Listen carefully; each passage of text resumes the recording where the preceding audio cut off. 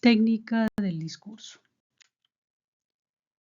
Si observamos aquí, vemos que primero van las bases, luego se colocan algunos otros materiales que soportan, que acompañan la base, material, muros, revestimiento y finalmente tenemos un puente. Análogamente, cuando elaboramos un discurso, también tenemos que pensar que es una estructura que no puede tener revestimiento final sin que antes se haya pensado, se haya construido las bases, se hayan puesto las bases. Anoten los puntos principales de esta clase, no tienen que anotarlo todo. Vamos a hablar de la técnica del discurso, según Lausberg. Esta técnica se encuentra resumida en el siguiente manual, que es el que hemos tenido de referencia para elaborar este material pedagógico. Un discurso se prepara por etapas. Primero la inventio, luego la dispositio, luego la elocutio, la memoria y la pronunciatio. 5 pasos para elaborar, para preparar un discurso. En el caso de la inventio, observen que hay una persona como que buscando algo. En la dispositio, en español sería la disposición, la elocutio, la elocución, tiene relación con el lenguaje, la memoria, esto va transparente, y la pronunciato, que sería el momento final. En lo que sigue de esta breve exposición, daré cuenta de los detalles, características y ejemplos para cada etapa de la elaboración de un discurso. La inventio, según la técnica de Lausberg. Aquí pueden ver a un buzo que está tratando de desenredar algo en un mar. Análogamente, nosotros tenemos que investigar en un mar de información, pero siempre se nos van a dar pautas para esta investigación. En este primer momento, llamado la inventio, es donde vamos a buscar toda la información acerca del tema que se nos asigna o del tema que nosotros hayamos elegido oportunamente. Esa red en la que capturamos determinada información puede ser, si es que nos encargan investigar sobre derecho de familia, solamente buscaremos sobre derecho de familia y omitiremos todos los demás temas. Cicerón decía rem tene verba sequentur, es decir, domina el asunto y las palabras brotarán por sí solas. Es decir, tengo que documentarme bien. La bibliografía que consulte dará los fundamentos a mi discurso. La improvisación es una muestra de indisciplina mental. Finalmente, de la nada no sale nada. No esperen tener un excelente discurso si antes no han investigado sobre el tema. Esta frase se la atribuyen a Pasteur. El segundo momento, la dispositio. Disposición. La dispositio es la estratégica distribución de las partes del discurso. Debo distribuir estratégicamente las ideas a fin de darles claridad y eficacia. Este es el momento en el que vamos a elaborar el mapa o plano del discurso. Es la disposición ordenada del cuerpo del discurso. Decidiremos qué vamos a poner primero y qué después. Tenemos una ayuda. El esquema clásico de la dispositio nos dice que primero va el exordio o exordium, desarrollo de ideas, la peroratio o peroración, epílogo final. Vamos por cada una de estas 3 partes. El exordio o exordium. Como vemos en la imagen, se busca que alguien atrape algo.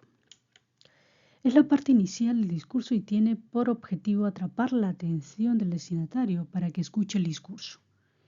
Es una de las partes de las 3 más importantes. Aquí se decide qué vamos a elegir para que el auditorio desee escucharnos, el lector desee leernos. Para ello debe estar muy bien pensada la parte del exordio. Y hay técnicas para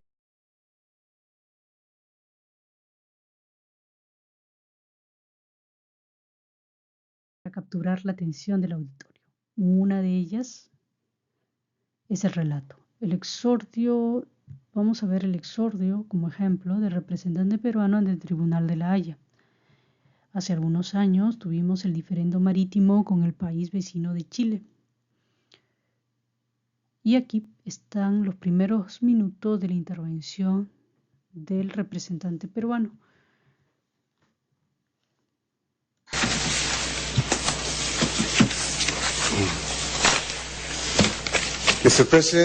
Señor presidente, miembros de la Corte, es para mí un gran honor aparecer ante la Corte Internacional de Justicia en calidad de agente de la República del Perú en la causa del contencioso marítimo entre el Perú y Chile.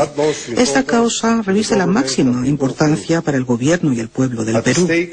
Están en juego los derechos jurídicos fundamentales que el derecho internacional reconoce a un Estado costero como es el Perú, en cuanto a las zonas marítimas contiguas a sus costas y la delimitación de su frontera marítima con Chile, de forma que se llegue a una solución equitativa.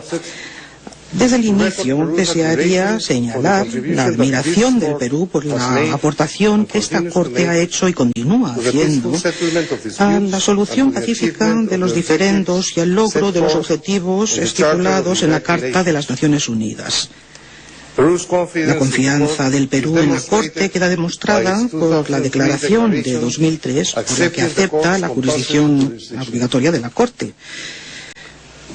Como usted mismo, señor presidente, dijo cuando se dirigió a la reunión de alto nivel sobre el Estado de Derecho, el hecho de plantear un diferendo ante la Corte, por lo general, contribuye a reducir las tensiones entre los Estados y, en particular, en aquellas situaciones en las que entran en juego derechos que entran en competencia en relación con la soberanía respecto de zonas marítimas. Esta declaración describe perfectamente el objeto del Perú a la hora de traer esta causa ante la Corte. En este sentido, desearía también manifestar mi admiración por el juez José Luis Bustamante Rivero, ilustre presidente de mi país y una de las personalidades más destacadas de la democracia peruana. Bustamante Rivero fue juez y llegó a ser presidente de esta Corte, donde le cupo una importante función a la hora de contribuir al logro de los objetivos y las metas de la Corte. También fue uno de los padres fundadores de la tesis de las 200 millas marítimas, paso importante en la evolución del moderno derecho del mar. Señor presidente, la causa del Perú ante esta Corte estriba en que la limitación marítima entre el Perú y el Chile nunca se ha delimitado y que en ausencia de tal delimitación, esa frontera todavía ha de quedar determinada por su Corte. En contraposición con los alegatos presentados por Chile, no existe ningún tratado y tampoco acuerdo alguno por el que se establezca una frontera marítima entre el Perú y Chile. De hecho, lo que llama la atención en los alegatos de la parte opuesta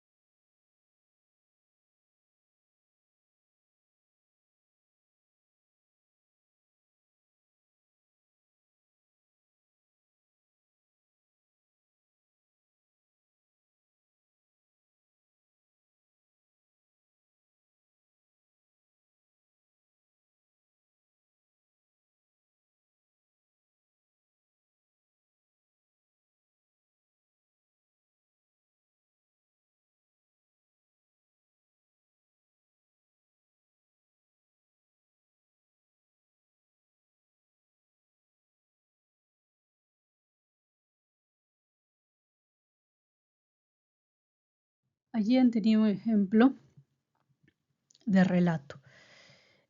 Noten que el representante peruano, el embajador Alan Wagner, mencionó a un peruano destacado en esa Corte Internacional de La Haya, José Luis Bustamante y Rivero.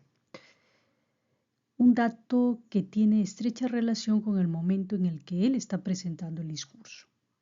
De igual manera, nosotros podemos elegir un dato interesante, relevante respecto de nuestro tema al momento de iniciar el discurso.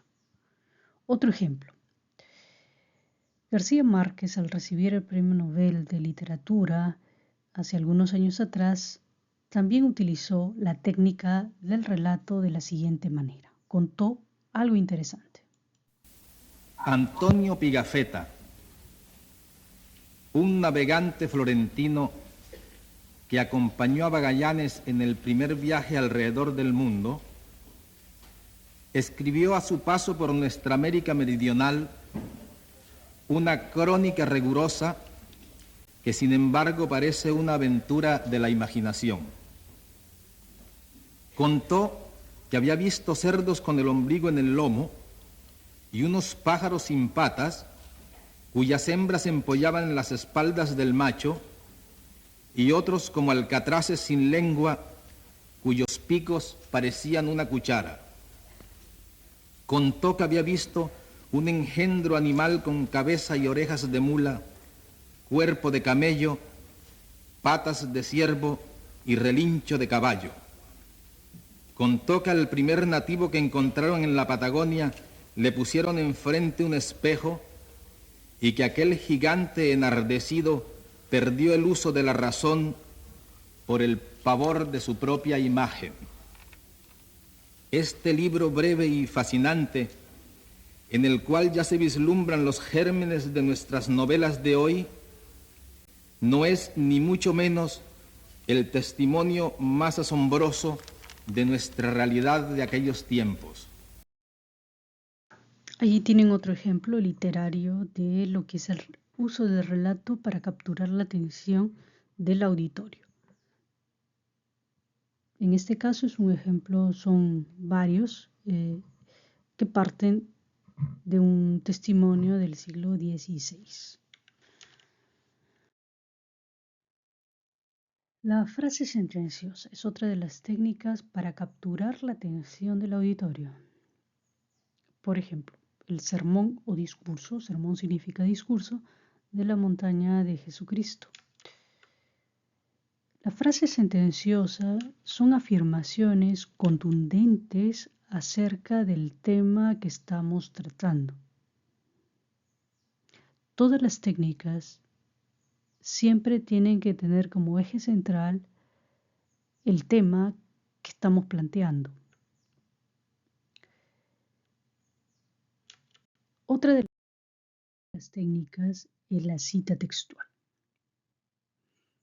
Aquí, el Papa Francisco empieza su discurso ante el Congreso de los Estados Unidos también con una cita textual. Y observen la efectividad del discurso que consigue en el auditorio. Señor vicepresidente, Mr. Speaker, señor presidente de la Cámara, honorables miembros del Congreso, dear friends, queridos amigos, I am most grateful estoy for the muy invitation agradecido por su to invitación address this a joint dirigirme session of a esta Congress sesión conjunta del Congreso in the land of the free en la tierra and the de los home libres of the brave. y el hogar de los valientes.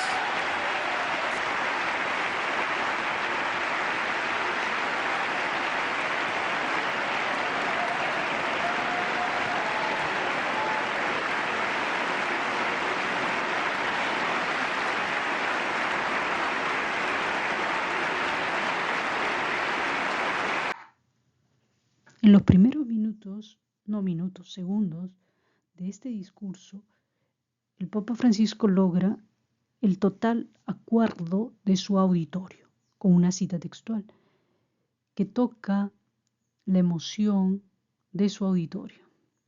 De ahí la importancia de preparar muy bien las primeras palabras que se van a decir en el discurso.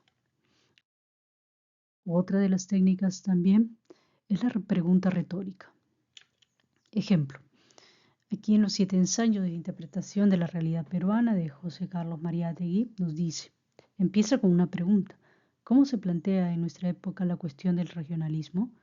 En algunos departamentos, sobre todo en los del sur, es demasiado evidente la existencia de un sentimiento regionalista. Y continúa el discurso, pero todo empezó con la pregunta, ¿cómo se plantea en nuestra época la cuestión del regionalismo?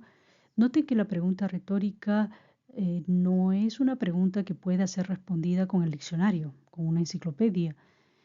Tiene que ser una pregunta que mueva al auditorio a reflexionar sobre el tema que nos interesa plantear. De allí que debe ser bien pensada, bien elaborada la pregunta. No es, qué se dice, a menos que sea algo polémico. Tiene que invitarnos a la reflexión la pregunta retórica. No necesita una contestación del auditorio, sino que el auditorio reflexione sobre el tema. No necesita no buscamos que el auditorio diga sí o no, pero sí, puede decirlo, pero sí, lo que debe cumplir de todas maneras es la reflexión sobre el tema. En resumen, tenemos técnicas muy efectivas para capturar la atención del auditorio, el relato, la frase sentenciosa, la cita textual, la pregunta retórica. Hay muchas más, estas son las más efectivas. El segundo momento es la dispositio. Recuerdo, son 3. Hemos visto el primero, el exordio. El segundo momento de la dispositio es el desarrollo de ideas. Aquí debe prevalecer el orden, la claridad y la precisión. En el nivel académico y profesional, el orden de las ideas y la claridad expositiva son requisitos indispensables en el discurso. El tercer momento de la dispositio, momento final, momento de cierre, es la llamada peroración o peroratio. Pueden emplear las mismas técnicas del exordio. Pueden cerrar el discurso con una pregunta retórica y ya terminaron el discurso con un relato, una cita textual y ahí se termina el discurso. Pero hay otras técnicas. Por ejemplo, el resumen o conclusiones. Se usa cuando el discurso ha sido extenso o complicado. Ahí resumimos o concluimos, enumeramos las conclusiones. Por ejemplo, en una sustentación de tesis se nos va a pedir que leamos las conclusiones de la tesis. O la invocación, también una técnica muy utilizada, consiste en invocar al destinatario directamente para implicarlo en los acontecimientos. Quiero mostrarles un ejemplo de invocación en el discurso que dio la actriz Emma Watson ante la ONU y terminó así. Inequality. You might be one of those inadvertent feminists that I spoke of earlier. And for this, I applaud you. We are struggling for a uniting word, but the good news is that we have a uniting movement. It is called He for She. I am inviting you to step forward, to be seen, and to ask yourself, if not me, who? If not now, when? Thank you very, very much.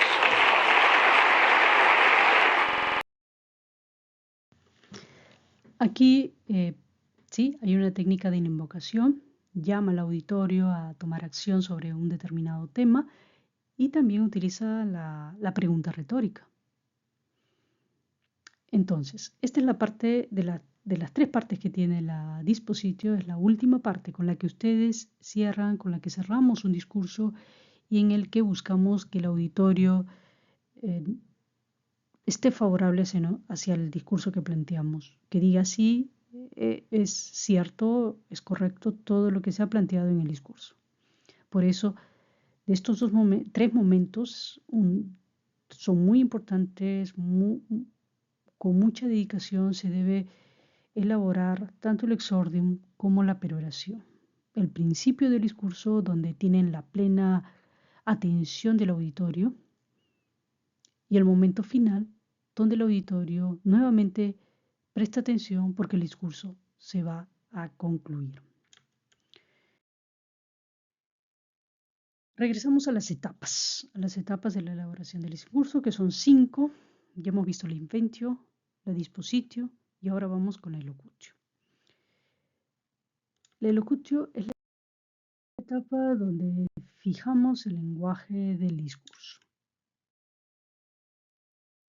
Este debe cumplir 3 condiciones: orden y claridad, ya lo mencionamos, la función referencial del lenguaje en el que podamos hacer afirmaciones de verdadero o falso, y el nivel de lengua académico o profesional. El orden lógico y la claridad. Vuelvo a repetir la misma idea. Estos son requisitos indispensables en el discurso académico. Se valora, se aprecia muchísimo que el discurso sea ordenado, lógico y muy claro. La función referencial del lenguaje. Debemos hacer afirmaciones verificables. Por eso colocaba entre paréntesis verdadero o falso. El sustento de nuestras afirmaciones se corrobora con el aparato de citas. Frases referenciales, por ejemplo, que pueden ser contrastadas con la realidad. El agua hierve a 100 grados a nivel del mar, verdadero o falso. El punto de congelación del agua se consigue a los 25 grados, verdadero o falso. Todo ello se puede corroborar. Cualquier tipo de frase que no pueda ser sometida a verificación objetiva no es lenguaje referencial. Creo en ti, ¿cómo lo verifico? Es algo plenamente subjetivo. Luego, sobre los niveles de lengua. Hablamos de una cierta jerarquización en el que toda la comunidad de que habla un idioma determina que cierto nivel de lengua es apreciado, es valorado por la comunidad de hablantes. Entonces hablamos de un nivel superior. Luego de un nivel que, de acuerdo con esta jerarquización, va descendiendo o ascendiendo. Y en el nivel más bajo es mejor pues que no hablar.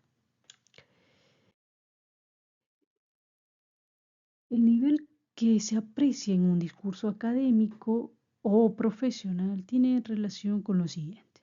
Si leemos este texto, probablemente si su formación es jurídica, económica, de las ciencias de la administración, de las ciencias del derecho, pues le va a ser bastante difícil comprenderlo en totalidad.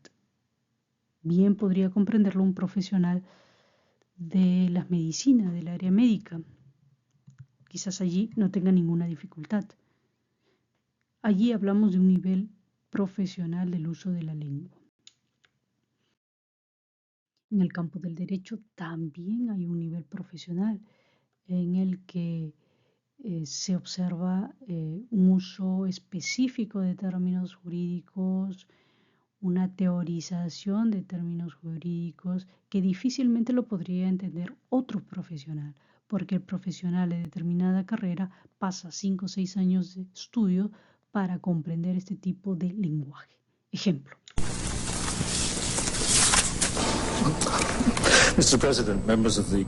Señor presidente, miembros de la Corte, la posición de Chile es que su frontera marítima con Perú fue acordada en 1952. Para tener éxito en esta aseveración tiene que demostrar en hecho y en ley que existió tal acuerdo entre Chile y Perú. Por su parte, Perú ha mantenido una posición coherente y firme en su posicionamiento. No ha habido acuerdo acerca de una frontera internacional marítima en 1952 y no ha existido tal acuerdo entre Chile y Perú desde entonces.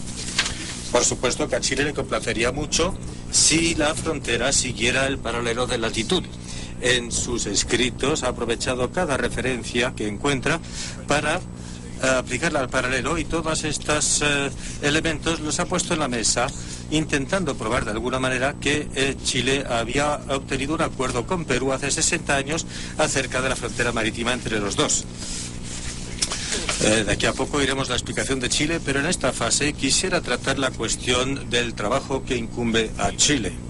Tengo 3 puntos principales que relatarles. El primero es la exigencia general bajo el derecho internacional para el establecimiento de una frontera internacional. Segundo, las diferencias entre las exigencias para la determinación de fronteras terrestres o marinas. Y en tercer lugar, lo que decimos nosotros son las principales flaquezas en el caso que presenta Chile contra Honduras. Y ahí dijo: el establecimiento de una frontera permanente marítima es una cuestión de gravísima importancia y el acuerdo aquí no se puede suponer fácilmente. Una línea de facto puede en ciertas circunstancias corresponder a la existencia de una frontera jurídicamente acordada, o puede ser más de carácter provisional, o puede ser una línea determinada con fines específicos, como por ejemplo el compartir un recurso escaso. Incluso aunque hubiera existido una línea provisional que resultara conveniente durante un periodo de tiempo, esto ha de distinguirse de lo que es una frontera internacional acordada. No basta. Observen el fraseo del orador, el uso constante de términos jurídicos. Aquí necesariamente tengo que haber pasado por una facultad de derecho para entender plenamente lo que me está comunicando el orador. A eso nos referimos con un nivel profesional. Cada profesión tiene su nivel específico, su lenguaje específico para hablar y escribir. Y ese es el que se debe elegir correctamente, de la manera más adecuada, en la tercera etapa, que es la elocutio. Entramos a la cuarta etapa, la memoria. El término es transparente. Aquí decidimos si vamos a decir, si vamos a dar el discurso de memoria o si lo vamos a leer. Es el resultado de todos los pasos anteriores. Aquí el discurso ya debe estar listo. La pronunciación de memoria ciertamente requiere de mucho trabajo, tiempo, esmero. Ya depende de las condiciones particulares del discurso. Todo depende del grado de precisión para recordar. En los ejemplos que he mostrado, los oradores han leído su discurso. Dada la complejidad, la cantidad de páginas, las citas constantes que deben realizarse, entonces sí exige que el discurso sea leído. Si el discurso debe ser leído, entonces hay que preocuparse por practicar la lectura en voz alta. Una y otra vez les dará la pericia en el caso, en una correcta pronunciación del discurso, que se entienda muy bien lo que leemos, la lectura en voz alta, la práctica de la lectura en voz alta, la práctica constante del discurso que vamos a realizar, pues es muy importante. Luego, en el momento que se va a exponer, si es que tenemos que hacer alguna cita, podemos ayudarnos de una ficha que podemos tener a la mano. Sí, cuidar que esta ficha, que este papel sea presentable, o también lo podemos colocar sobre el atril si es que lo tenemos en su momento.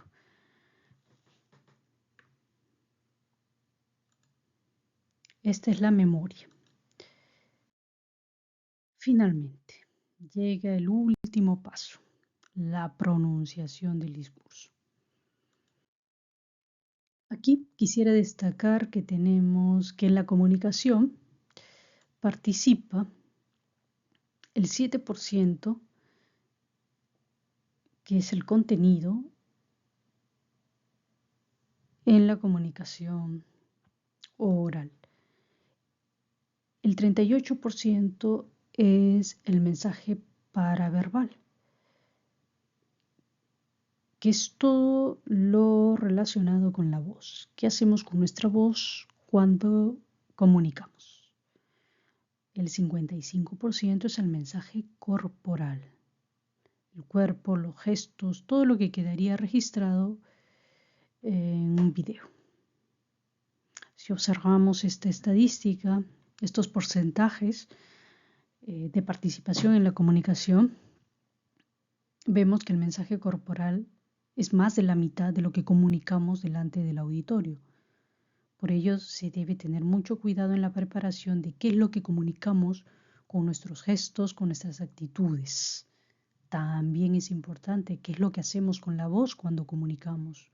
Un muy buen contenido, es decir, la preparación de un contenido, la información, lo que queremos, el punto de nuestro discurso puede verse o va a verse perdido casi si es que descuidamos tanto el mensaje paraverbal como el mensaje corporal. Un buen mensaje se va a perder si, por ejemplo, no tenemos un volumen de voz adecuado, si no mantenemos un tono o un timbre adecuados, se va a perder ese valioso mensaje que queremos comunicar.